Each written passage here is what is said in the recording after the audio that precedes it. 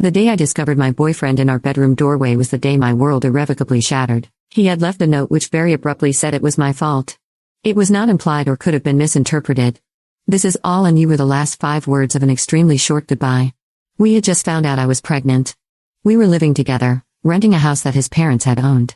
When they heard what had happened, they were understandably distraught and angry and needed someone to blame. I was that person.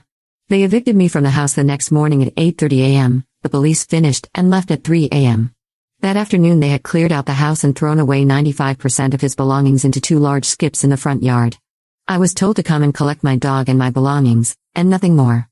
2 years of memories were just thrown into the bin and I was left with nothing but overwhelming pain and guilt. I called his brother the following day to help with / get details about the funeral, and was told that they were just going to have a private service with immediate family members only. They had organized security to ensure it remained that way. I later found out that it was not a private service, and there were many people, some of whom I know would have been the last people he would have wanted to be there, were invited, and never got to say goodbye. Because of the abrupt eviction, I went to stay with my mum. She was unable to have a dog on her premises, so she offered to pay for her to stay in a pet boarding kennel for a month until I found somewhere to live. Unfortunately, this was short-lived, and after 2 days with my mother, she told me that I and my situation was too much of a disruption to her family, my little sister, my mother, her partner, and his child. I had to leave and I had nowhere else to go. I had to sleep in my car for 6 weeks. I couldn't go to work without breaking down, so I was sent on forced leave, which also meant no income.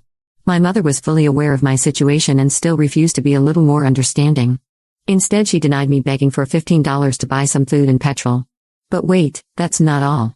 When the 1-month agreed period for my dog's accommodation came to an end, she took my dog, the one thing I had left, the one thing that could make me smile, and the one thing that I felt loved by, to the RSPCA without so much as a phone call or a text to let me know.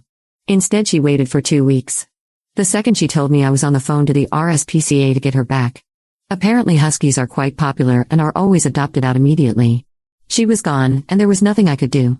So basically, within 1 month I had lost the love of my life to unaliving himself, and I was to blame. I had lost my house.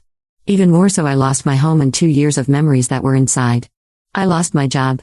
I isolated myself and stopped socializing completely, resulting in losing even my closest of friends. I lost my beautiful dog, the only love I had left in my life at the time. And I feel like I had lost my mother in some sense, because I don't understand how you can see anyone, let alone your own daughter, go through something like this and do nothing. Actually, she didn't even do anything. I would probably be more understanding if she did nothing. But she willingly and intentionally made things worse. My entire world had just fallen apart, and the one thing that was holding me together was my dog. So she gives her up for adoption? I don't understand that, and I don't think I can forgive that. The thing that gets me, though, is that I wasn't able to say goodbye to any of them. My world was quite literally flipped upside down, and I won't ever have the closure that I need to get my stuff back together. So what is the point? Anyway, that was probably the worst part of 2017 for me.